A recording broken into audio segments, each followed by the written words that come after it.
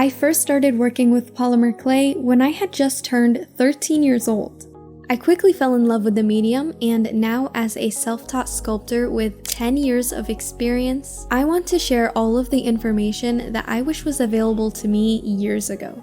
If you are a complete beginner, this class will guide you through everything you need to know to get started. And even if you have some experience with polymer clay, you can still learn some new things to level up your skills. I'll be discussing how to bake polymer clay, how different brands compare, what tools you should buy, and loads of other tips and techniques that will come in handy for clay sculpting. And at the end of the class, I will walk you through 2 different projects that you can try out for practice.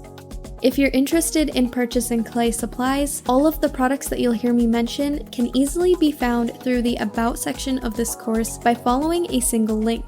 So let's get started. What exactly is polymer clay? Polymer clay is a versatile sculpting medium that hardens when baked. Unlike air-dry clays, polymer clay does not have a time limit, which gives you the freedom to take your time and perfect your design. Not only is it easy to work with, but it's also less messy than traditional clays that require constant moisture, like pottery clay. One of the best things about polymer clay is that it is non-toxic and completely safe to use and bake at home. It has almost no smell and it won't give off any harmful fumes. And once you've completed your masterpiece, all you have to do is put it in the oven to harden it. Unlike baking cookies or cakes, the clay won't expand or shrink in the oven, so your finished piece will look just as you intended. And after hardening, polymer clay is waterproof and perfect for making dioramas, keychains, jewelry, and so much more. All of these qualities make it a great choice for sculpting beginners, professionals, kids, and even the occasional artist. There are so many different brands and types of polymer clay that are available for purchase.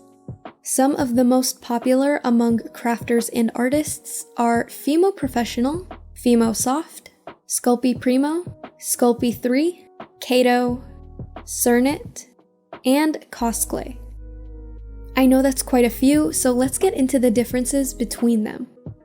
Starting off with Fimo Professional, this clay is firm and strong. After conditioning, it becomes easy to sculpt with, and it holds detail well. This clay is also known for its strength after curing. Next, we have Fimo Soft.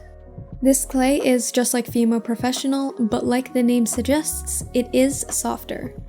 Fimo Professional is harder to get in the United States, but Fimo Soft is more commonly available. Sculpey Primo is widely available, and it is a solid option for sculpting. Primo is easy to condition, and it's firm enough to easily sculpt with, but it is also soft enough that it won't strain your hands. Next, we have Sculpey 3. This clay is soft, and conditioning it can be extremely easy because it's super malleable straight out of the package. However, it is so soft that it may even become sticky after getting warmed up in your hands. So it might not be the easiest to work with. This clay, although popular, is known for being somewhat weak after baking, and it may not be suitable for items that will be handled frequently. Kato Polyclay is another popular brand. This is a very firm clay to sculpt with, and it's similar to Fimo Professional in terms of strength after baking. Kato is great other than the odor. This is the only polymer clay I've tried that has a strong smell, and the moment I opened the plastic packaging, the smell filled the room. The scent is similar to vinyl or plastic, and it doesn't immediately go away after baking, but it does lessen a bit. Another known brand is Cernit. After conditioning, this clay is very soft. And like Sculpey 3, this may be too soft to sculpt intricate art. Although this clay is soft while raw, it becomes very firm and durable after baking. The last clay is Cos Clay. This one that I have is from their Deco line. This is a relatively new brand of polymer clay, and it's been around for a shorter time than the others, but it quickly became popular because of its flexibility. This clay was formulated to be bendy, and it claims to also be durable so that you don't have to fear delicate pieces breaking.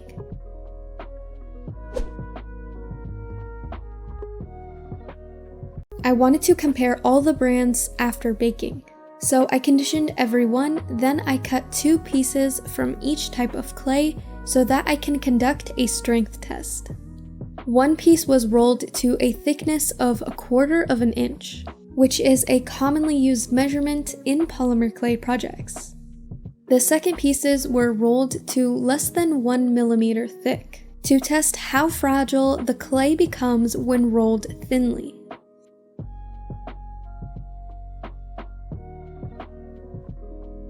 I baked each of the clay rectangles according to their individual instructions. And then, to evaluate their strength, I attempted to snap each piece by hand, starting with the thin clay. The first piece I tested was the Fimo Professional.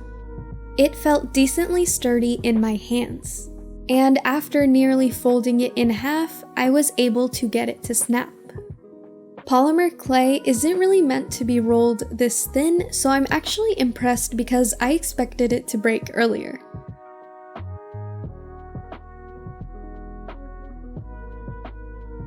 Next, I tried the Fimo Soft piece. It felt similar to the Fimo Professional, but was easier to snap.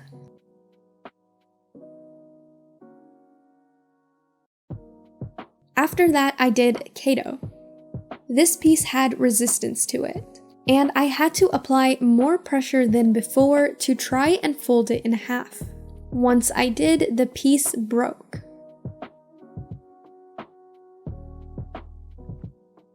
Then I moved onto the Sculpting clays, and I started with Primo. The thin piece was sort of flexible. I could slightly bend the piece and it would bounce back to its original position. However, it was easier to break than both the Fimo clays and the Kato clay.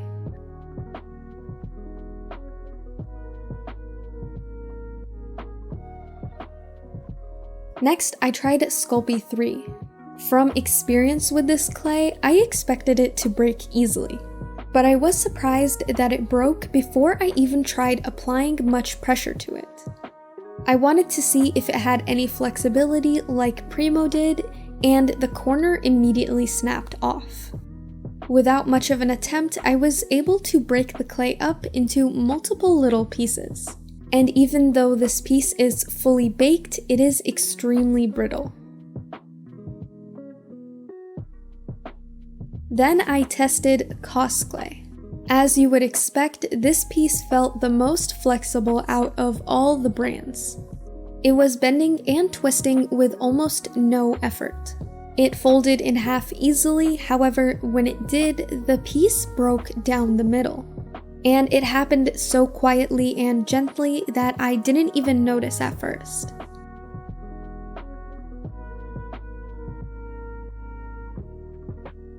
Lastly is Cernit. This thin little piece was impressively strong, and I was able to bend the piece quite a bit without any problems.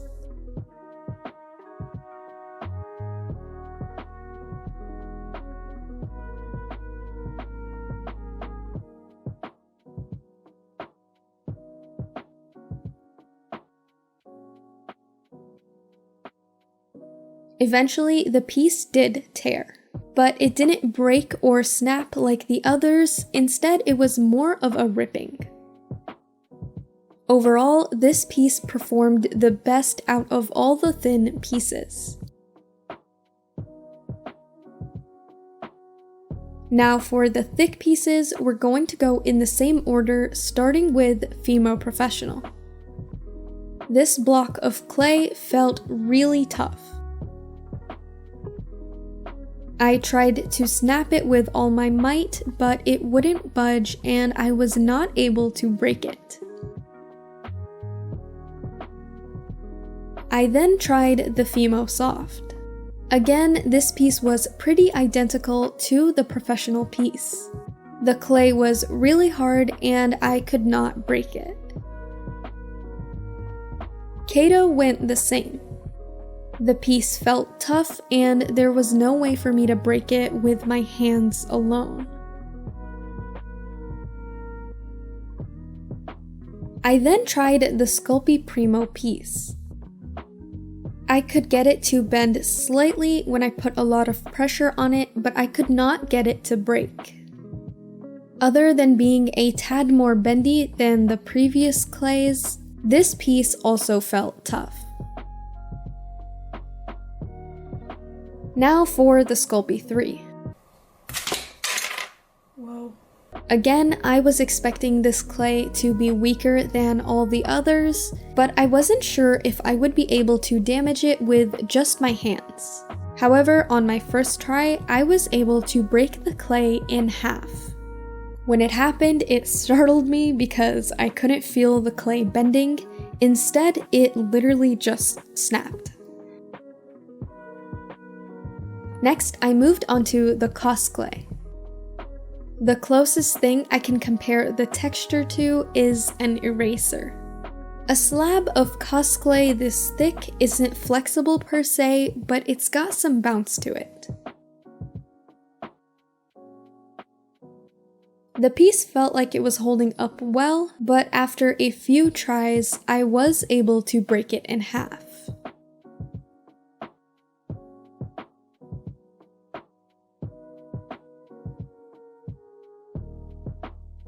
Lastly came Cernit, and similar to Kato and Fimo Professional, this piece felt like a rock in my hand, and I was unable to do any damage.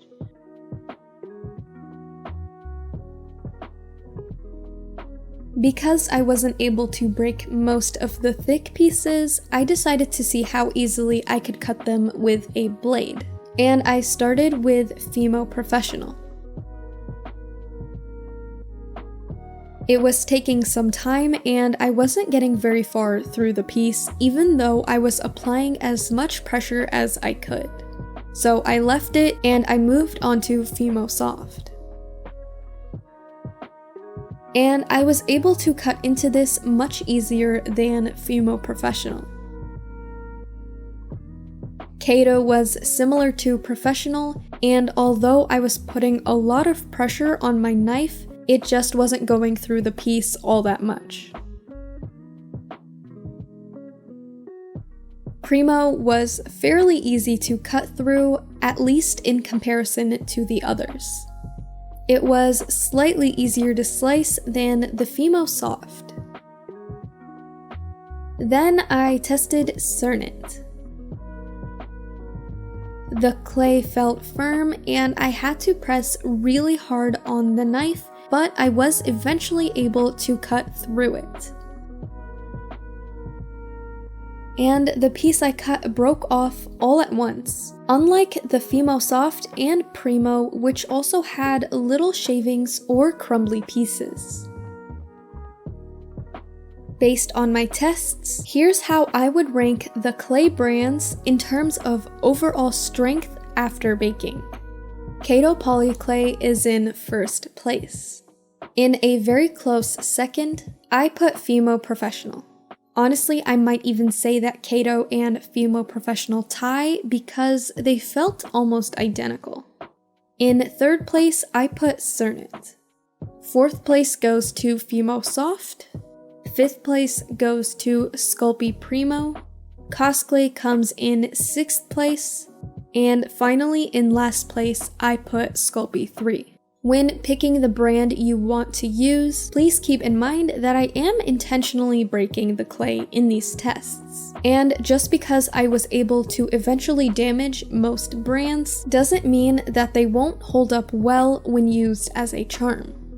The purpose of these tests is to measure the strength of the clay by applying as much force as possible. However, in daily use, the clay will not experience this level of stress. And even the lower ranked brands can be the perfect choice for you. I'm about to get into what brand of clay you should buy. But first, let's quickly discuss vegan polymer clay. At the time of filming this video in 2023, Cosclay and Cernit claim that their products are vegan. Fimo and Sculpty clays are not vegan. I'd like to point out that many of these clay brands have changed their formulas before, and they may do so again in the future. Also, questions have been raised as to whether some of these brands are actually fully vegan. So if non-vegan clay is a deal breaker for you, I'd recommend doing your own research before purchasing just to be sure that you are actually getting a vegan product. With all of these different polymer clay brands and sub-brands, you may be wondering which one you should use. I'm going to get into the brands that I use in just a moment, but first, here are my recommendations. If you are a charm maker, a miniaturist, or a beginner, Sculpty Primo or Fimo Soft should be a good choice. These brands are pretty easy to manipulate and shape, which makes them ideal for professional clay artists and those who are new to working with polymer clay. They also hold detail well, and they are durable after baking. When making jewelry and beads, it's important to choose a durable clay that can withstand wear and tear. For best results, consider using Fimo Professional, Kato, or Cernit, as they are known for their strength and resistance to breakage. That being said, Primo and Fimo Soft can also work well for this. If you want to work on large sculptures, Kato might be for you. This brand is known for its ability to hold fine details and shapes well, which makes it a great choice for larger and more intricate sculptures. It's also one of the most durable polymer clay brands on the market, and it can handle more weight and pressure without breaking or cracking. As for kids, the brand you buy will mainly depend on their age. For young children, you can buy Sculpty 3 or Fimo Kids, which is basically just an even softer version of Fimo Soft. These two brands are really pliable, which makes them easy for a little kid to work with. Kids who are a bit older should be able to use Fimo Soft and Primo, but if those two brands feel too firm, you could look into Sculpty Soufflé.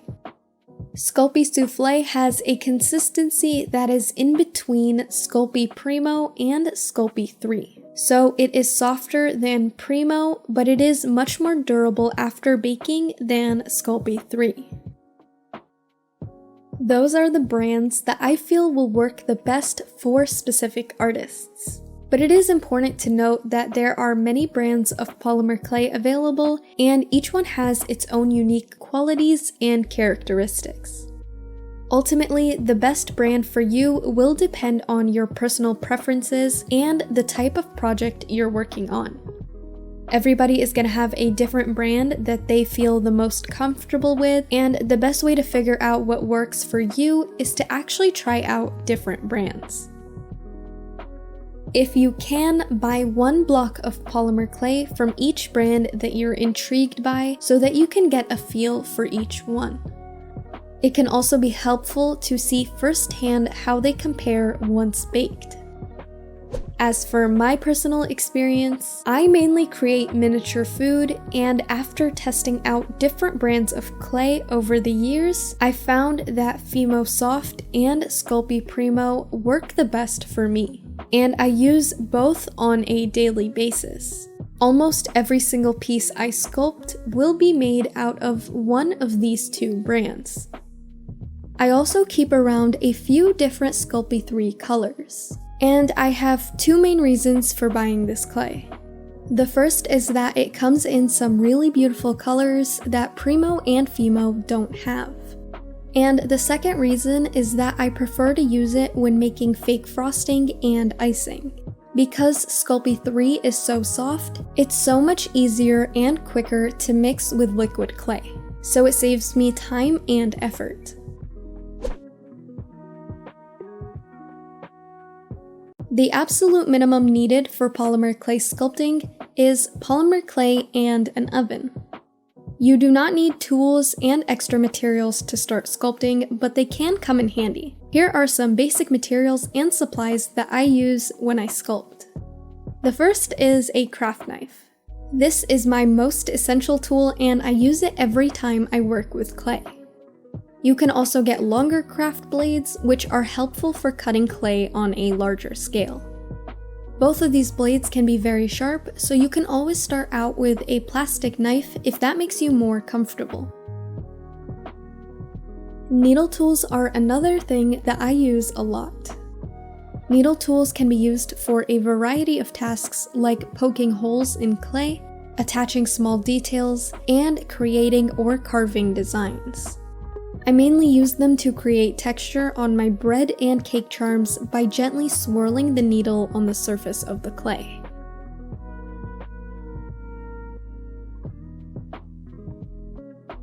If you don't have a needle tool, you can use a toothpick or a sewing pin instead, and they can produce similar results.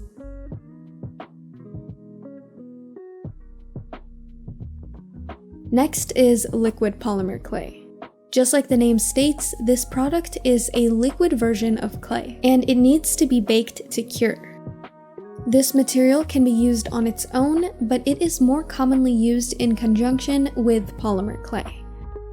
Liquid clay can be used as glue when building onto sculptures, and it can be used when you need your clay to be a thinner consistency, like if you're making clay frosting, or if you want to mimic melted butter. The brand I use most often is Translucent Liquid Sculpey. TLS looks white straight out of the bottle, but it bakes translucent.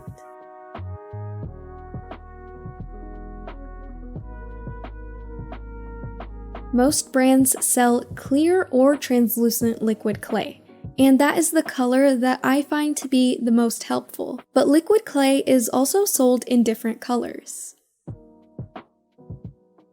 The other brand of liquid clay that I use is Fimo Liquid. Fimo Liquid looks translucent before and after baking, which can be really helpful.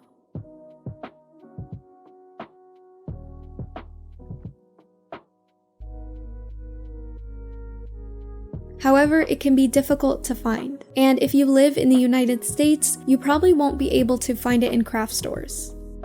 I've also heard rumors that it was discontinued, and I can't get an official confirmation for that, so I'm not sure if it's true, but either way, you can still get a bottle if you buy one online. I purchased this one on Amazon, and I've also seen bottles sold on Etsy and eBay.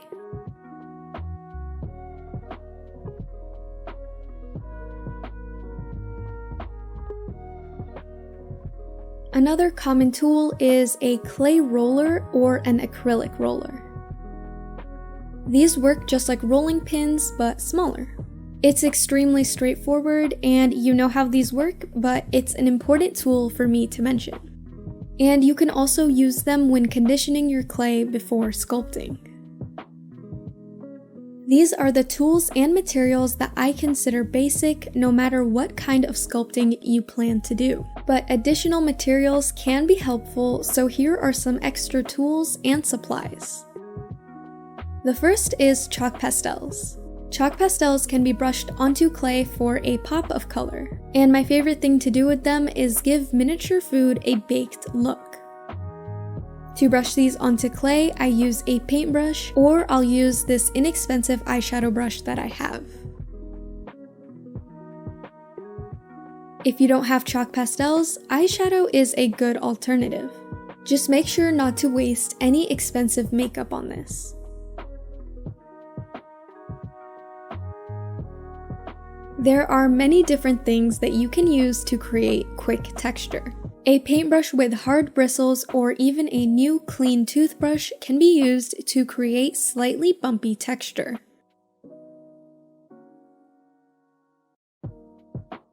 I use this technique for the majority of my food charms. Rough sandpaper will produce a similar pattern, and it can be helpful for preserving texture while you work on the opposite side.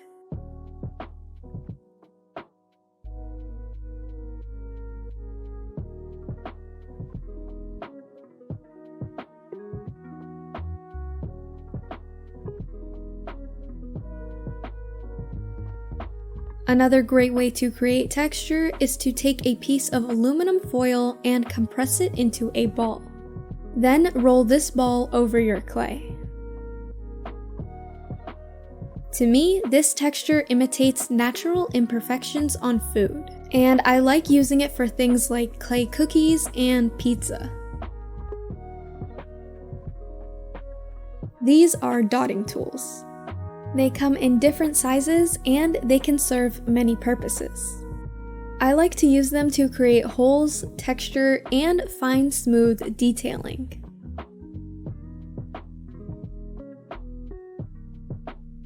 Blending tools are flexible and made of silicone. They can be used to smooth out layers and create extra structure.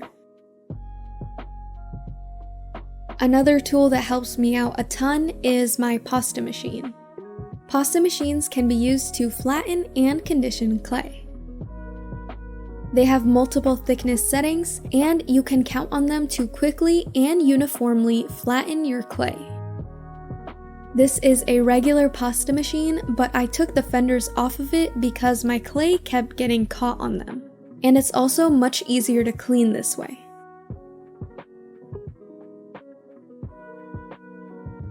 In craft stores, you can find clay roller machines, which are the same thing, just more expensive and typically lower quality. So I'd recommend avoiding them.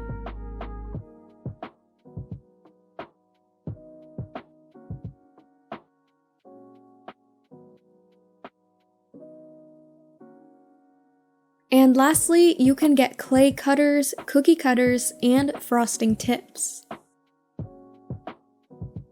These can be used to get perfect identical shapes, or they can be used to quickly replicate elements of real food.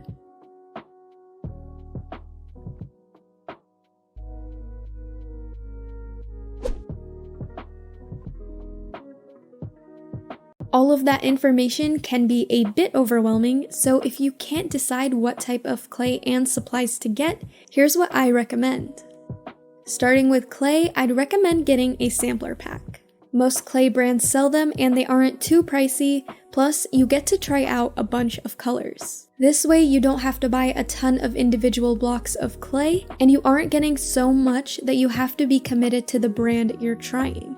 You can buy a sampler pack from each brand you're interested in and test them out to see which works best for you. If you don't want to do all of that, you can also just buy regular blocks of clay in the primary colors and in black and white. Then you can mix more colors using them. As for tools, that really depends on your sculpting method and what kind of sculpting you want to do. But if you really can't decide what to get, all I'd recommend for now is some kind of craft knife, and even that isn't actually necessary. You can totally just sculpt with your hands and literally nothing else. As you progress through your sculpting journey, you'll come to realize what kinds of tools would be helpful for your unique process.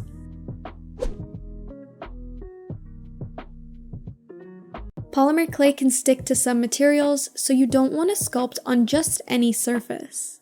Ideally, you'll want to work on something flat, smooth, and kind of glossy. The first and most easily available option is wax paper or parchment paper. They're inexpensive and they can be disposed after every use, so you don't have to worry as much about dust. This is what I used for many years when I first started working with polymer clay. You can also use a polymer clay mat or a silicone mat. These mats are non-stick, non-slip, and heat-resistant, so you can put the whole mat on a baking sheet and stick it in the oven when you're ready to bake your clay. Another option is to use a piece of tempered glass. This is the surface that I used the longest. It's solid and smooth, which makes it a great choice for sculpting and liquid clay work. And it's pretty easy to clean off. The main downside to this is that they can scratch easily, which can cause lines and divots in your clay. Also, please make sure that you are buying tempered glass. Tempered glass is stronger than regular glass, and if it breaks, the pieces aren't sharp and dangerous. I have a few pieces of glass that are all from the same brand, and I foolishly purchased a new one last year assuming that it was also tempered. A shard of glass ended up breaking off and slicing my hand kinda bad, so please make sure to not make that same mistake. After that glass incident, I was pretty traumatized, so I switched to ceramic tiles, and it is now my new favorite out of all the options. Tiles are just as smooth and easy to clean as glass, but they are sturdy, durable, and they do not scratch easily. As a bonus, they can withstand high temperatures, so just like the mats, they can be placed in the oven. I use these small tiles, but they come in various sizes. Just make sure to avoid tiles with a rough surface or design, as they can leave marks on your clay.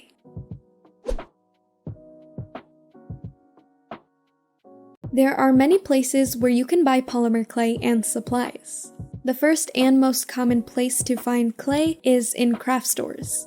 Most craft stores carry various brands of clay and have an entire section dedicated to polymer clay and tools.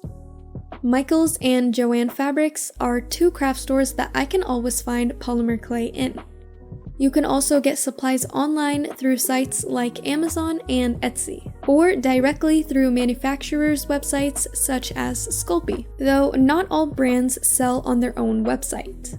I've even seen polymer clay in Walmart before, which can also be a really good option.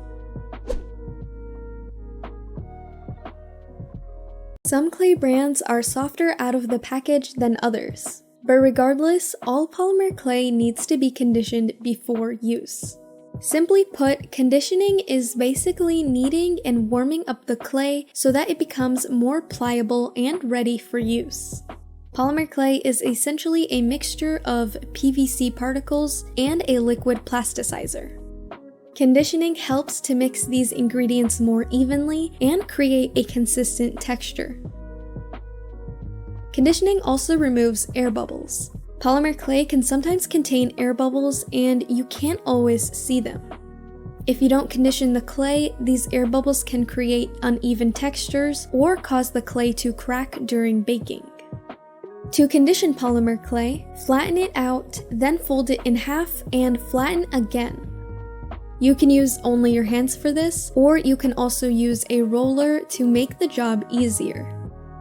Keep flattening and folding the clay until it becomes easy to work with.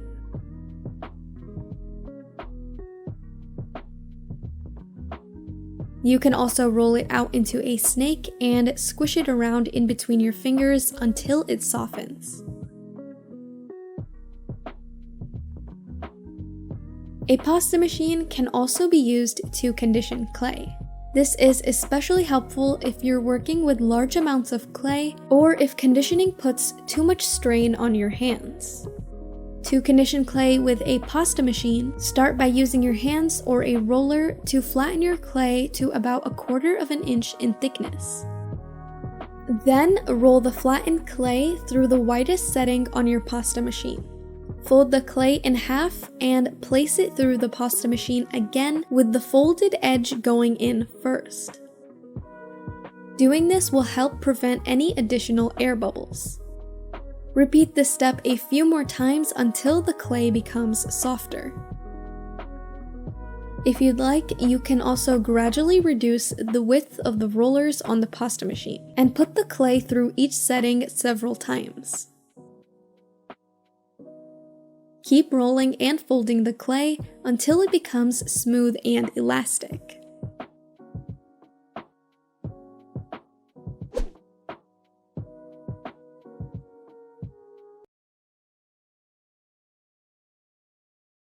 Difficult to condition it normally. Here are a few ways to fix firm polymer clay. The first method involves oil, and for this you can use clay softener, baby oil, or mineral oil. I personally use baby oil because it's inexpensive and always available in stores. Start by chopping your clay up into small pieces. This will help make the distribution process quicker and more effective. Add a few drops of your oil or softener and start kneading the clay. It's easy to add too much oil, so don't add more unless the clay isn't coming together yet, or if it still isn't as soft as you need it to be. Eventually, your clay will become a good sculpting consistency and you can now use it. The second method uses water. Water isn't considered as effective as oil, but it can be used as well. To do this, follow the same steps as before, but make sure to use very little water because you can always add more, and a tiny amount is enough to soften the clay. Too much will make it sticky and difficult to sculpt with.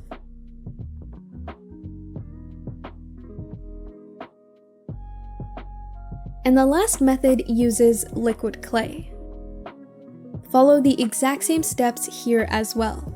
The only difference is that you can be a bit more liberal when adding the liquid clay. You still want to be wary of adding too much, but you'll need a larger amount than you would with the oil and water.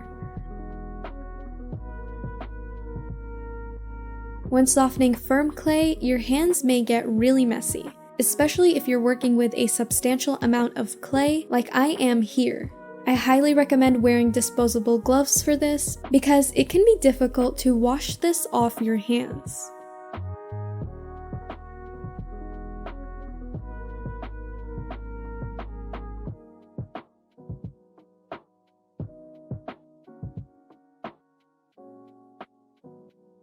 After any of these methods, your clay will be ready to sculpt with, but you can also store it for future use. And all you'll have to do then is condition it just like you would with any regular clay.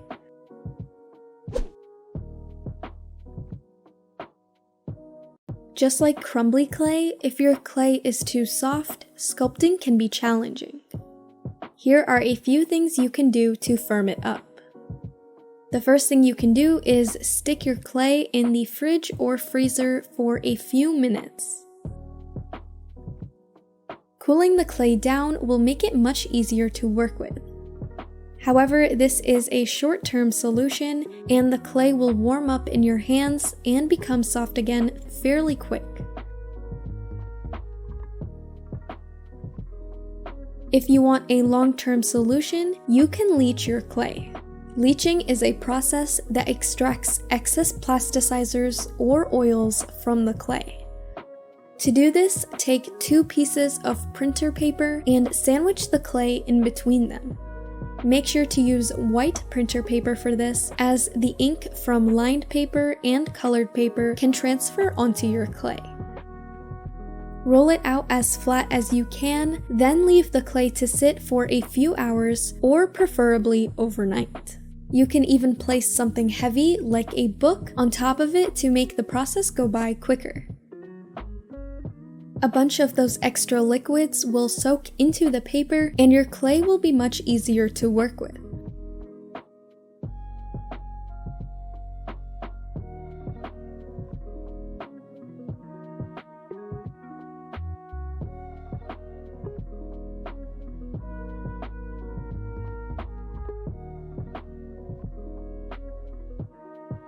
The only downside is that leaching can impact the texture of the clay, and it may be drier or chalkier than normal, but it's still much easier to sculpt with than soft clay.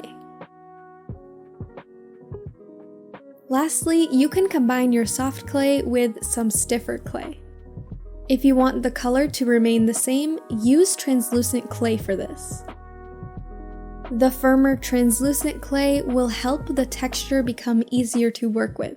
And as long as you don't add very large amounts of translucent, the color will stay the same, though it will likely look lighter before baking.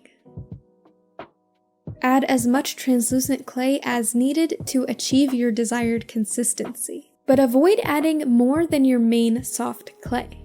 Adding too much may result in a less opaque color than normal.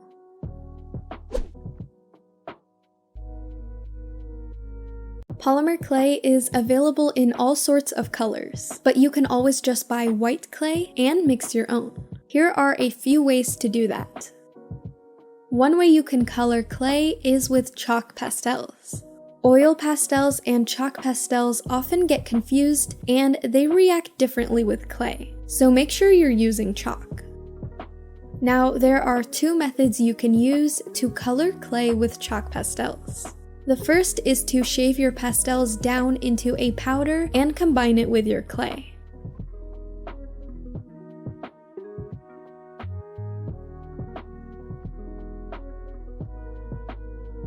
These colors tend to come out pale, so you may need to add a lot of the pastel to get a stronger color.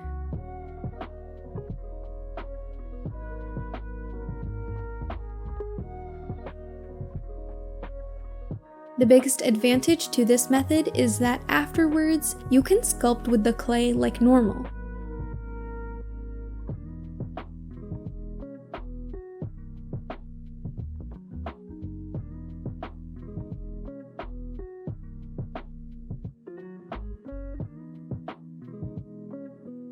The second thing you can do with chalk pastels is brush them on top of your clay. You can do this by brushing your paintbrush on the pastel first, then onto your clay. Or to get a more saturated color, you can shave the pastel down, then brush it on top. Brushing the pastels as opposed to mixing them in will achieve a stronger color, and you don't have to use as much chalk. But your piece needs to be glazed after baking to seal in the chalk. And depending on what you're sculpting, it may be difficult to get a seamless look because you'll have to sculpt first, then add color. Acrylic paint is another thing you can use to color clay. And just like with chalk pastels, you can either mix paint into your clay or you can paint the clay after baking.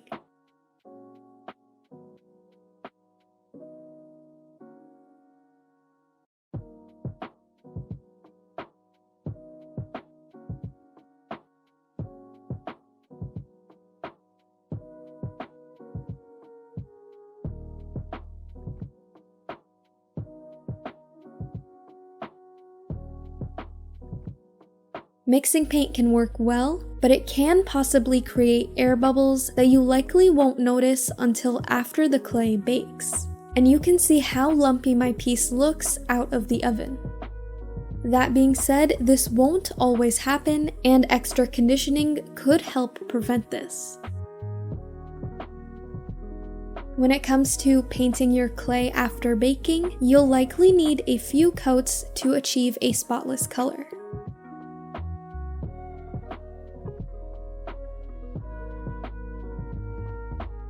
And again, this will need to be glazed to protect the paint from chipping.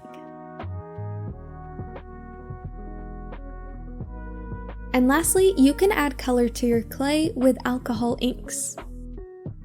To do this, mix a few drops of ink in with your polymer clay. You may want to wear gloves while doing this so that your hands don't get stained.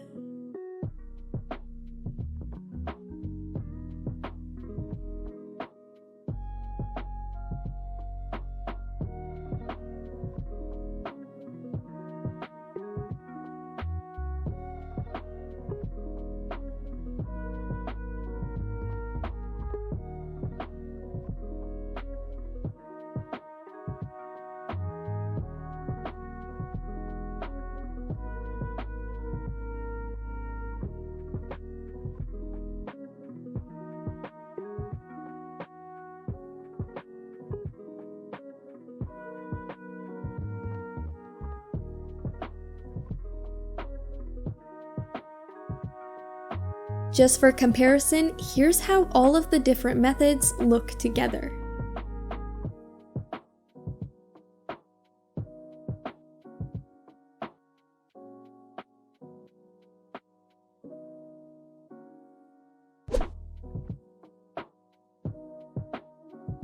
If you create a lot of repeat charms or charms that have a similar base, then molds will save you so much sculpting time. You can purchase ready molds for polymer clay on sites like Etsy and Amazon. But I've made almost every single clay mold that I have, and I use Easy Mold Putty to make them. This mold maker is very simple to use, it dries pretty quick, and the molds pick up detail very well. The finished molds are also oven safe, so the clay can be baked directly inside of them. And you can use any kind of silicone mold maker for clay. It doesn't have to be this brand. If you want to learn how to make your own custom molds, I have a course here on Skillshare all about how to make different types of molds for both polymer clay and resin. In it, I also mention non-silicone options that you can use if you don't have access to silicone.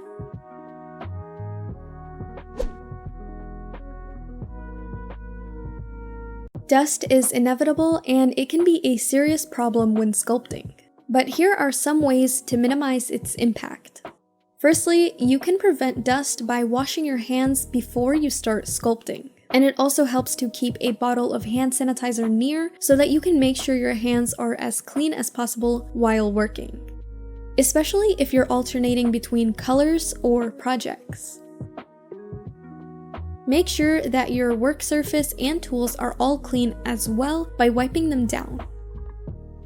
I also like to keep some scrap clay by while I work because it easily picks up dust and little bits of clay.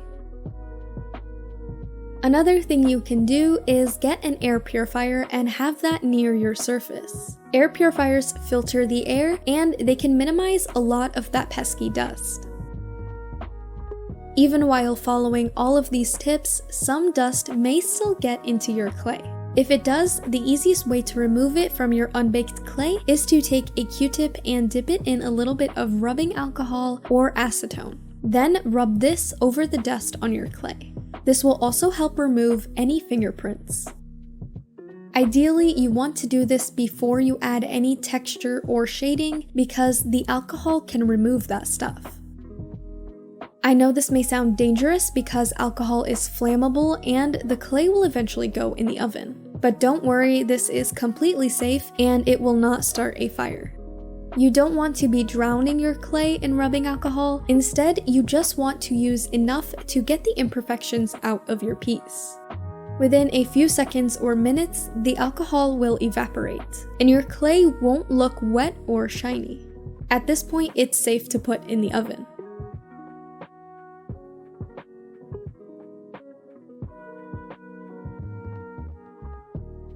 If you've already baked your clay and there's some dust or fingerprints on the surface, just take a piece of fine sandpaper and file where the dust is. This won't work for textured charms or shaded pieces, but it will work really great for smooth charms, especially if you add glaze after sanding.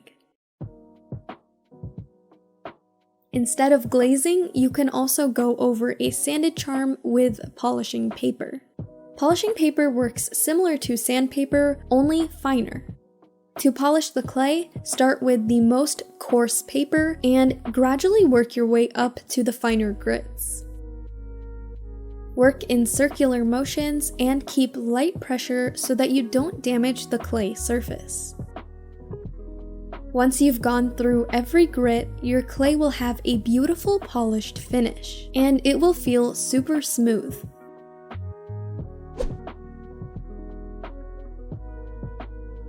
Findings are essentially the parts and pieces that make up a piece of jewelry. If you're interested in using polymer clay to make jewelry, there are many jewelry findings that can be used to finish off your pieces. Before we get into it, I want to quickly talk about jewelry pliers. Jewelry pliers are specialized pliers designed for use in making jewelry.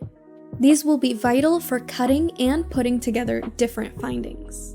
And you'll need them for many of the processes I'm about to describe. The first step in turning a clay piece into jewelry is to add an eye pin, head pin, or eye screw. All three are made of metal so they can be placed in your clay before baking. Eye pins are the most popular option because they are small and they already come with a wire loop which other findings can easily be attached to. Because eye pins are smooth, they don't really stick to the clay. So if you just poke one into your charms, it will easily come out after baking. To prevent this, I like to cut my eye pins shorter and then bend the end of the pin with my pliers. This will help hold the eye pin in the clay.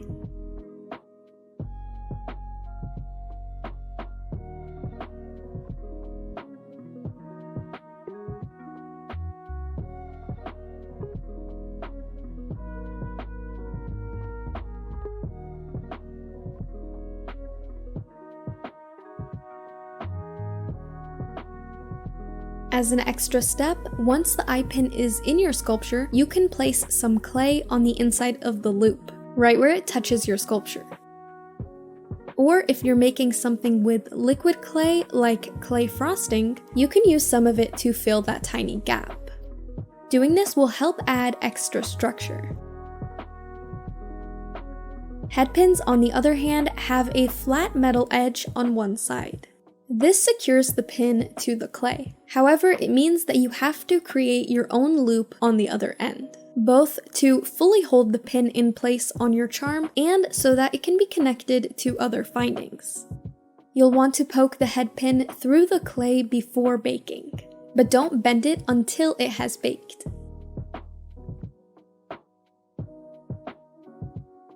Once your piece has fully baked and cooled, you can create a loop. Cut the pin down to a manageable size and use some needle nose pliers to curl the pin into a loop.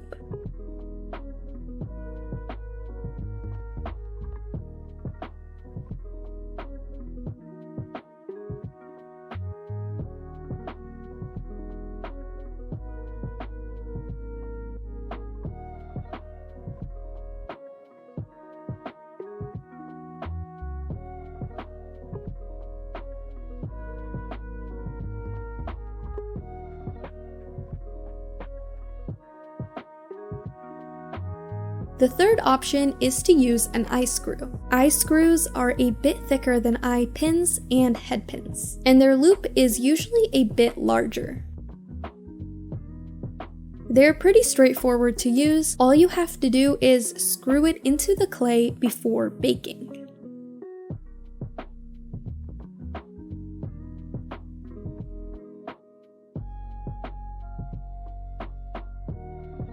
After baking, you could leave it the way it is. It's pretty sturdy, but if someone were to unscrew it, it will come out. So what I recommend doing is to unscrew it after baking, put a little bit of super glue on it, and screw it back into your charm. The next step in making jewelry involves jump rings. Jump rings are small metal rings that are used to connect different parts of a piece of jewelry together. They come in various sizes and metal finishes. To open and close jump rings, hold them with 2 pliers and twist one side away from you while twisting the other one towards you.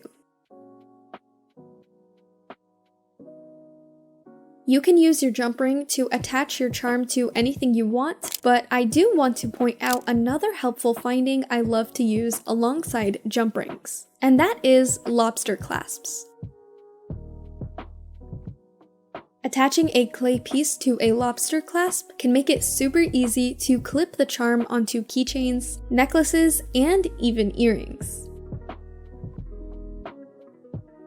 They come in many sizes, but I love these really small ones. If you want to make earrings, here's how you can do that. Or for using jump rings, and attach them to your earring hooks.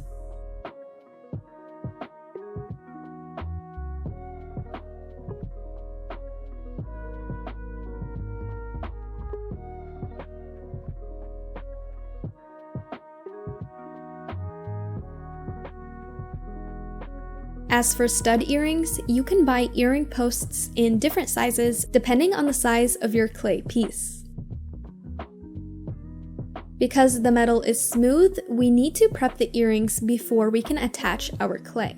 To do this, use sandpaper to scratch up the flat part of the post. You can also use a craft knife to scratch the metal, but be careful to not accidentally hurt yourself.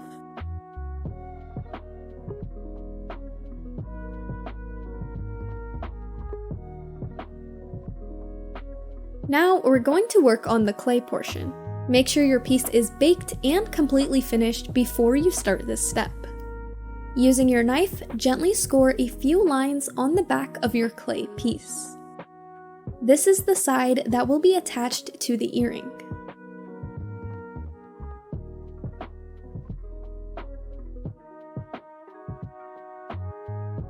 Lastly, use some super glue or E6000 to attach the clay to the earring post. The scored lines on the metal and the clay will create a textured surface for the glue to grip onto, and it will help the clay adhere to the metal post, so that once the glue has dried, you don't have to worry about the clay piece falling off.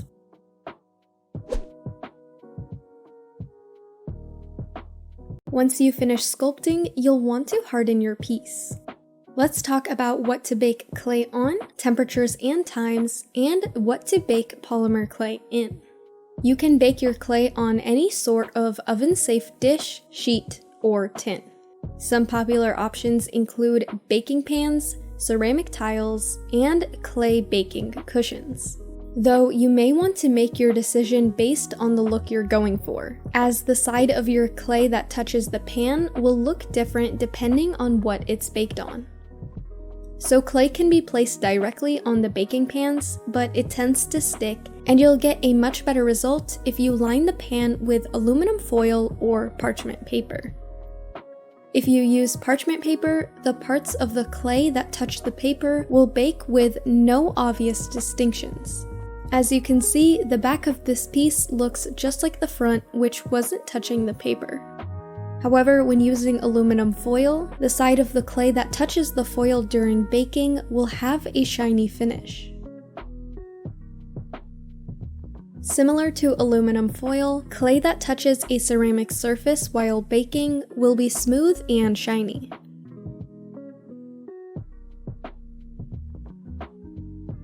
The next choice won't work for everyone, but you can use a baking cushion. I got this one in a Sculpting bead making kit, and it's made of a soft cotton material. Baking cushions are designed for use with rounder shapes, such as beads, but it can be used for any project that requires a non-flat surface. Placing round clay on a flat surface can create a flat spot. These, on the other hand, don't impact the shape of the clay as much. Because cushions are compatible with round pieces, baking flat or 2D shapes on a cushion will cause the clay to become misshapen or uneven. So you definitely can't bake just anything on them. I bake the majority of my clay charms on parchment paper, but if I want them to be shiny on the back, or if I'm planning to glaze them anyways, then I'll use aluminum foil or a ceramic tile. And then, every once in a while, when I'm making a really delicate or round charm, I will bake it on a cushion.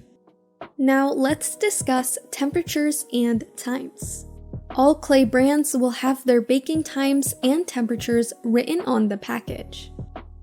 Make sure to preheat your oven before putting the clay in, and make sure that you follow the correct temperature. Most ovens have temperature increments, so if you can't set your oven to the exact temperature required for the clay, choose the closest temperature possible below the recommended temperature. For example, Cernet can be baked at temperatures as high as 266 degrees Fahrenheit. My oven goes by increments of 5, so I would set it to 265 degrees Fahrenheit. As for times, you want to follow the directions provided by the brand. But as long as your temperature is correct, you don't have to worry too much about baking the clay for too long. In my experience, the only time I've encountered issues with clay burning is when I set the temperature too high. The first clay charm I ever made burnt to a crisp because I didn't read the baking temperatures for my clay. I had it up too high and it charred the clay within a matter of minutes.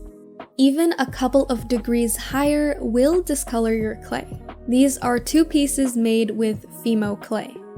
The one on the left I baked at the recommended temperature of 230 degrees, and the one on the right was accidentally baked at 275 degrees Fahrenheit. Burning or discoloration because of overbaking has never been a problem for me. I once accidentally forgot a couple of small clay pieces in the oven for nearly 2 hours. I know, that's reckless, do not do that, but none of the pieces burned or looked discolored in any way. Also, I actually bake charms longer than the required time because I usually pre-bake and rebake clay multiple times during my sculpting process. Pre-baking and rebaking are really helpful for sculpting intricate pieces, and I'm going to explain how they work in one of the upcoming lessons. But first, let's finish up what you need to know about baking. Polymer clay is meant to be baked in an oven, and you can use the same oven that you use for food. Just make sure to never have food and clay in the oven at the same time. Some people prefer separate from the ones you use for food, and they typically use less electricity than a full-sized oven. However, toaster ovens aren't always accurate with temperature, so if you choose to use one, you may want to get an oven thermometer just to make sure that your clay is baking at the right temperature. Polymer clay has a slight smell when baking that you might notice. It isn't dangerous to breathe this in, and most people won't be bothered by it. But if you are sensitive to smell, you might want to open a window for ventilation. Once baked polymer clay cools down and airs out, there will be no smell. Kato is the only clay I've ever noticed to have a lingering smell days after baking, but it will eventually go away as well. Mixing different brands of polymer clay may be challenging, but it is possible to do successfully. In order to test this, I conducted 2 experiments. For the first, I mixed equal amounts of Fimo Soft and Sculpey Primo. These 2 have different baking temperatures, so I baked one piece of this mixture at Fimo's recommended temperature of 230 degrees Fahrenheit, and I baked the other one at Sculpey's temperature of 275 degrees Fahrenheit. As expected, the one baked at a higher temperature looks slightly darker in color in comparison to the other, but the difference isn't that noticeable. I did a bend test for both by applying a decent amount of pressure with my hands, and they both held up well, so I don't believe the difference in temperature impacted strength here.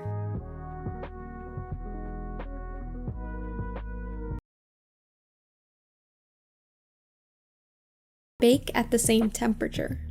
I mixed equal parts of Primo and Cos clay because they both bake at 275 degrees Fahrenheit for the same amount of time.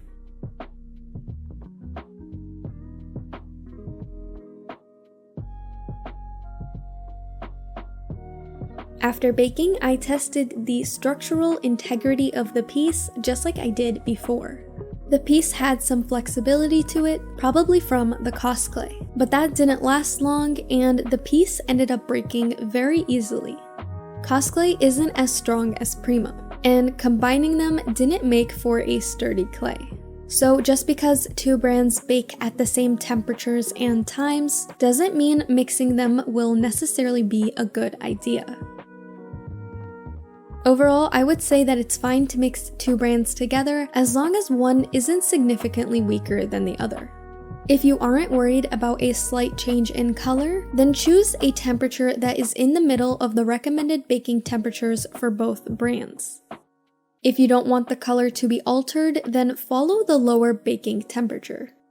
And no matter what brands you use, you may want to test a small amount of the mixture before using it for a larger project, just to make sure that the two brands of clay are compatible and do not cause any issues such as cracking or other structural problems.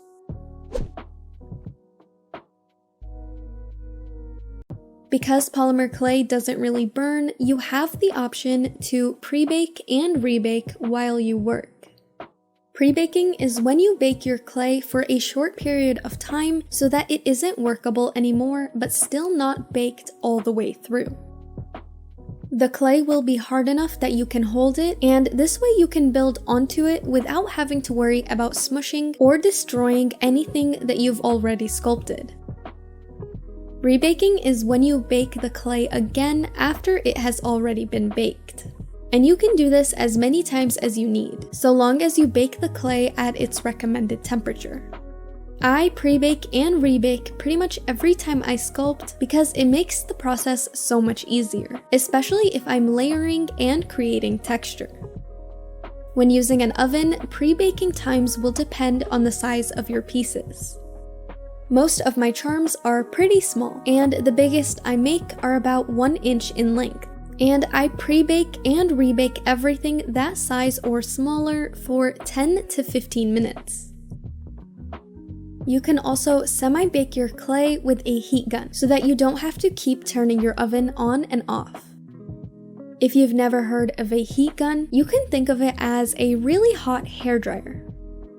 You'll want to be careful when using one around your charms, because they get hot enough to scorch the clay. For example, mine blows out air that is 662 degrees Fahrenheit. So you'll want to keep it a few inches away from the clay and constantly keep it moving in circular motions. The heat can also impact surfaces underneath and around your clay. So place your sculpture on a ceramic tile, silicone mat, or some other surface that won't be impacted by the heat. If your clay is moving around due to the air, you can use a needle tool or pliers to hold it in place. Make sure not to use your fingers or anything that can't withstand the heat. Pre-baking and rebaking with a heat gun will take a few minutes to do, and it won't be as solid as when you use an oven, but it gets the job done. For me, pre-baking with a heat gun usually takes between 7 to 10 minutes, but I just keep heating the clay until it starts to look matte. Raw polymer clay has a slight sheen to it that goes away when baking. So when the clay starts to appear dull, you can assume that the surface has baked enough. After that, let it cool, then lightly tap it to check if it's hard enough to work with. If it isn't, you can heat it up for a few more minutes.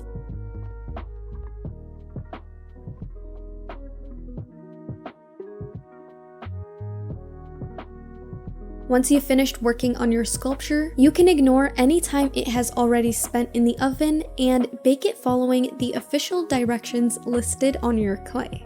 This ensures that it bakes all the way through. When pre-baking and rebaking, your clay may look a bit weird, especially if you're working with a color that has translucent mixed into it. Many colors look different before and after baking, and because the piece hasn't baked all the way through, it could look off. That being said, once you bake your piece completely for the final time, the color should look normal. If you want to protect your clay pieces, seal and chalk pastel shading and paint, or give your artwork a more professional look, glaze and varnish are a great way to do that. Here are a few different types that you can use for your sculptures. The first is matte glaze. Matte glaze is a type of varnish that gives a flat or non-reflective finish to the polymer clay. Depending on the brand you use, it can look almost identical to unglazed clay, which can be great if you need to varnish your piece but don't want it to look any different. The next is satin glaze. Satin glaze has a soft, semi-glossy finish that provides a subtle shine.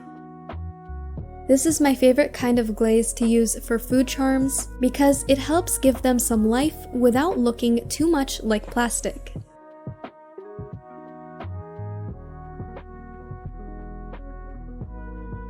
Another popular option is gloss glaze. Gloss glaze provides a shiny reflective finish to your polymer clay pieces. It can also enhance colors and details.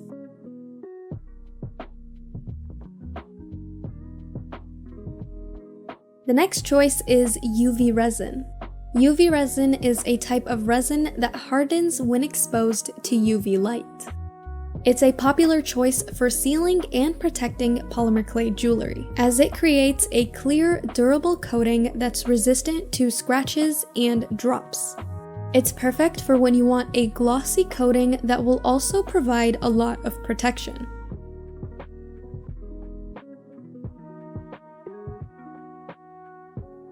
Similarly, you can also use epoxy. Epoxy is a two-part resin that hardens when the two parts are mixed together and then left for a day or two to harden. Epoxy and UV resin are almost exactly the same, other than the way that they cure. Because epoxy takes much more time to harden, it isn't as popular for clay as UV resin, but they produce similar results. If you're interested in learning about UV resin and epoxy, as well as how to use them, I have an entire course all about that you can check out.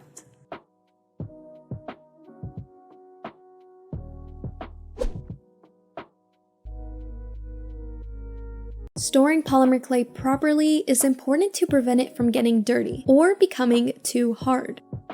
I typically leave open clay in its original packaging as long as the plastic wrapping is still intact. But for colors that I've mixed or clay that I've used most of, I transfer them to small Ziploc bags or plastic containers. I really like using these disposable condiment containers because the clay doesn't stick to them, and I can reuse them for different colors.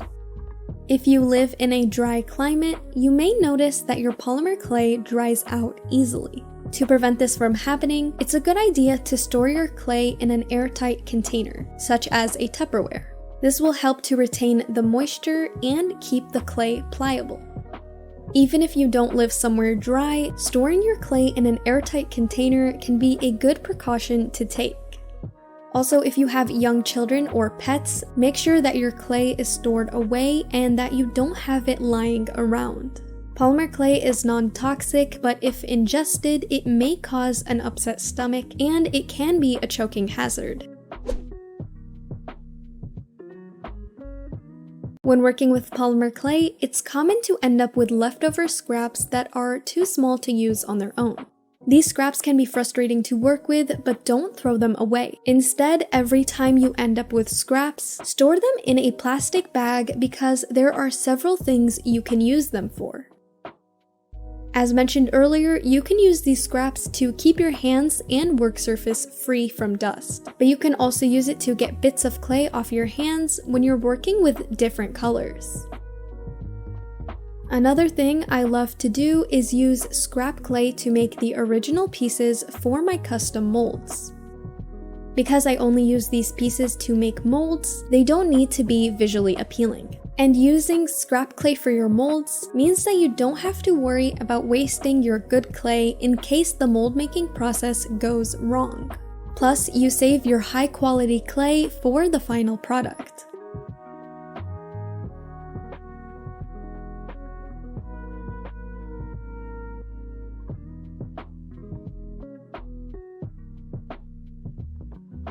You can also use scrap clay as a hidden base for the bulk of your piece. Then you can cover it with a layer of regular clay. For example, these cakes are made of scrap clay that I covered with clay frosting. It would be wasteful to use normal clay because it won't show anyway. Or if your scrap clay is free of dust, you can marble colors together or with fresh clay and use them to create unique pieces.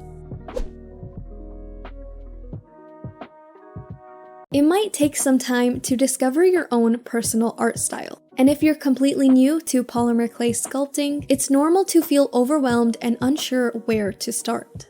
I'd recommend starting by making things you like or feel inspired by.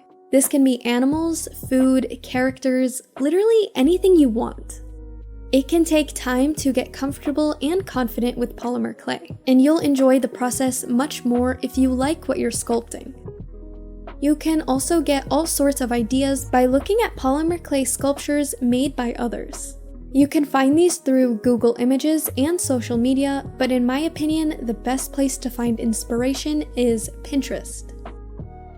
Another good thing to do when you don't know where to start is to work on easy sculptures and charms, things that aren't too intricate or don't involve too many details. Starting simple will help build up your skill level, and it will help you get an idea of what you prefer to sculpt. If you want some easy sculpting practice, you can follow along with the class projects. So we're going to work on two class projects, one realistic food charm and one semi-realistic kawaii charm. I'll be mentioning the exact colors and brands of clay that I'm using, but you can follow along with any clay that you have or want to use. Our first project is the realistic charm, and if you're interested in creating miniature food, brownies can be one of the easiest places to start. To make a polymer clay brownie, you will need black and brown clay, liquid clay, a craft knife, and a needle tool, pin, or toothpick. Some optional materials are something to roll the clay out with, sandpaper, bindings, and glaze or varnish. For starters, we're going to create the brownie color by mixing black and brown clay together. If you want a fudgy colored brownie, mix 1 part black and 1 part brown. If you want a cakier and lighter colored brownie, mix 1 part black and 2 parts brown. I always go for the fudgier look, and I used 1 part black primo and 1 part Sculpey 3 in the color chocolate. Once the clay is mixed all the way through, either flatten it a bit with your finger or use something to roll it out. Use a craft knife to cut out a square. And if you want to turn this into a charm, you can now add an eye pin or head pin.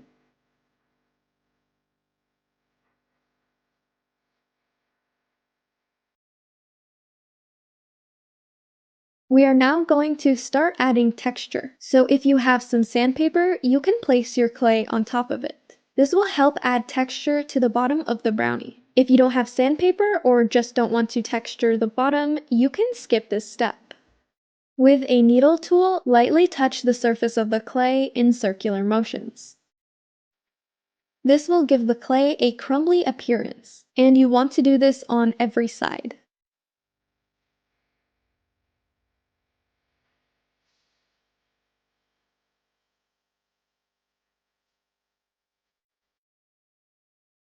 I combined some more brown clay with a bit of that leftover brownie color, and then I added some liquid clay and mixed them together. If the mixture is too thick, you can add more liquid clay, and if it looks too thin, you can add some more polymer clay. You want to keep mixing until there are no more lumps and it resembles frosting. Now gently frost the top of the brownie. I like to spread the clay frosting all the way to the edges. Then I take my needle tool and lightly draw a few diagonal lines over the top.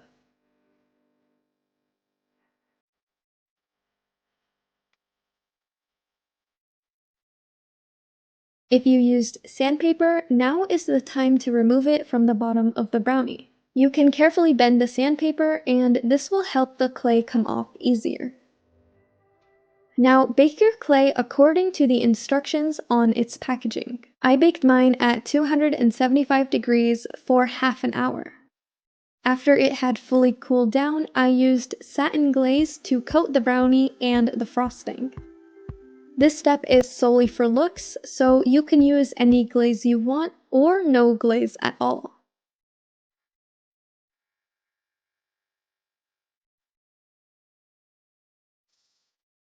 And lastly, once that has dried, you can add the findings of your choosing.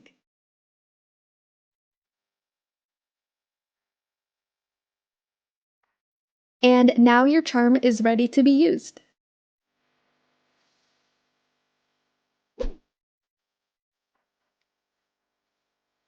For this next project, we are going to make a kawaii avocado toast charm.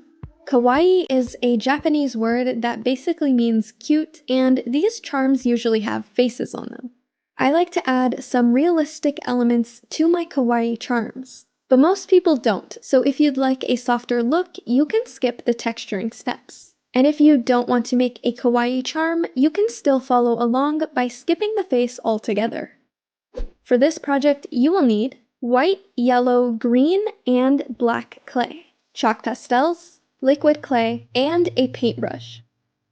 Optional materials include translucent clay, sandpaper, fine black glitter, glaze, magic tape, and findings. For the bread, I mixed 1 part white with a slightly less amount of translucent and a small ball of yellow clay. Translucent clay helps colors look more like real food because foods in real life are rarely one solid color.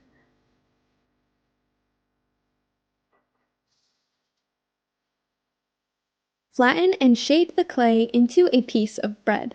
You can use tools to help you out here. I used a large dotting tool and my craft knife.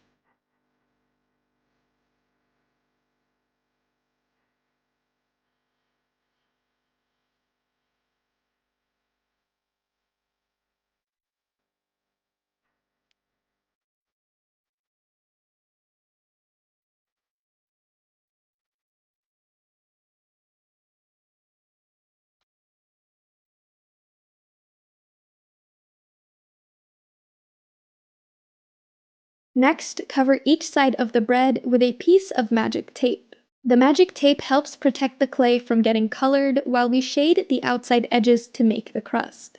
Speaking of which, take some brown colored chalk pastels or eyeshadow and brush it on the sides of the bread. If you don't have any tape, just be careful when doing this so that you avoid getting color anywhere other than the sides. Now gently peel off the tape from both sides. Another cool thing about using tape is that it rips off some of the clay, which gives your toast some texture. If you have some sandpaper, you can place the toast on it so that the other side doesn't lose any of that texture while we work on the front.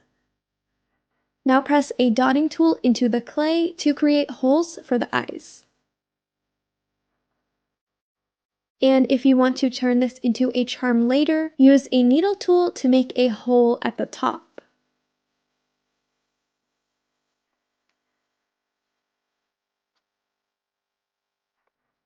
With a small paintbrush and some orangey brown chalk pastels, make 3 toasted marks.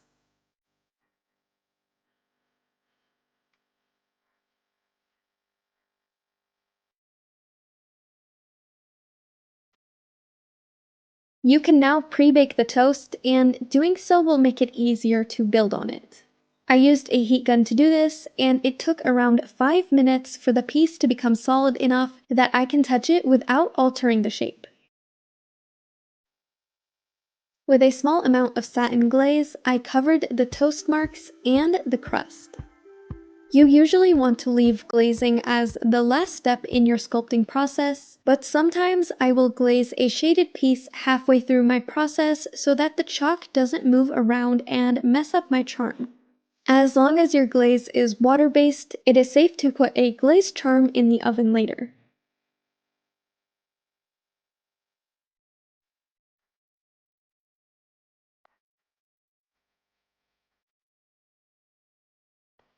Smashed avocado has more than one shade of green, so for the avocado portion, I used 2 colors. One pale green and one pale yellow, and I mixed each of these colors with some liquid clay.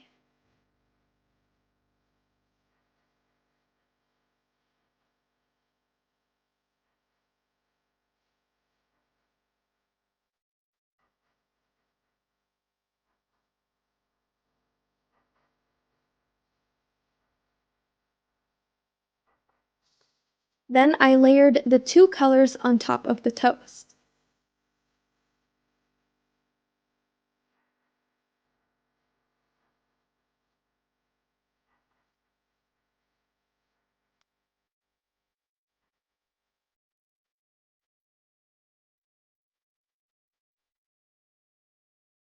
With black clay, I rolled two small balls for the eyes, and I used some liquid clay to help them stick.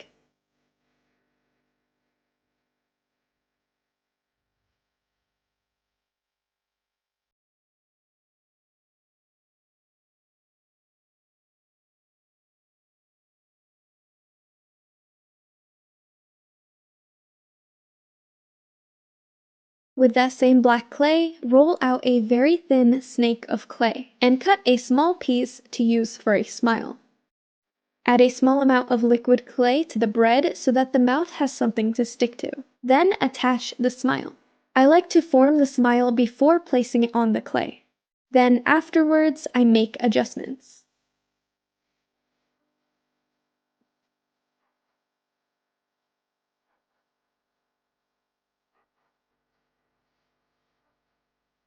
I pre-baked with my heat gun again, but again, pre-baking at this point is optional and you do not have to do this. To make the egg, flatten a small amount of white clay. Then texture the outside edges with a dotting tool.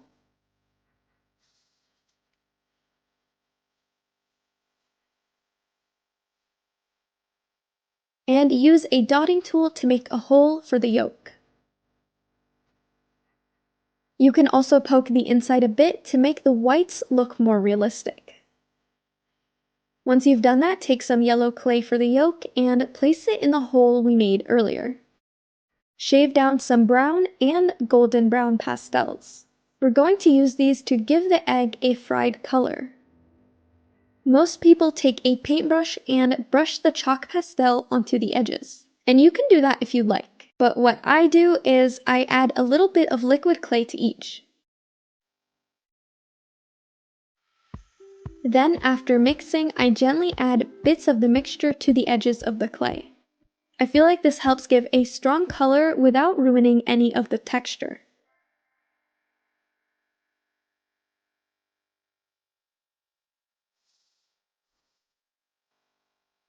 Now back to the yolk, you can leave it as is, or you can make it look more realistic by mixing some of that same yellow with liquid clay, and then gently layering some of it on top.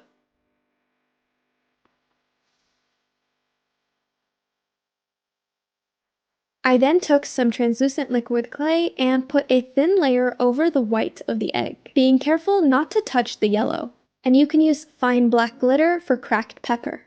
If you don't have glitter, you can use bits of shaved down black pastels.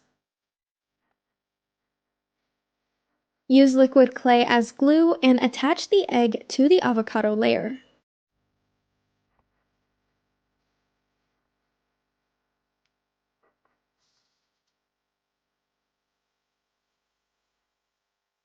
Once you're happy with the way your toast looks, bake the whole piece.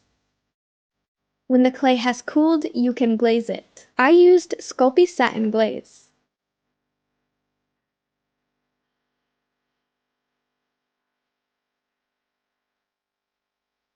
And once that dried, I added some findings and the charm is done.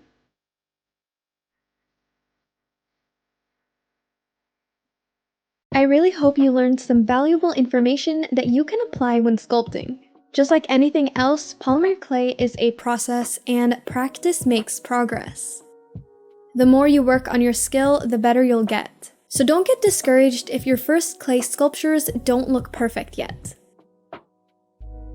I've tried sculpting lots of different things over the years, but food charms are what I enjoy making the most, and that's what I started focusing on. Working with polymer clay is a fun and rewarding hobby that anyone can enjoy. With practice and experimentation, you can develop your own unique style and create amazing projects that reflect your personal vision and creativity. If you give one of the class projects a shot, you can share it with everyone by submitting a project. I'd love to see your creations. Again, all the materials that I mentioned are linked in the About section of this course.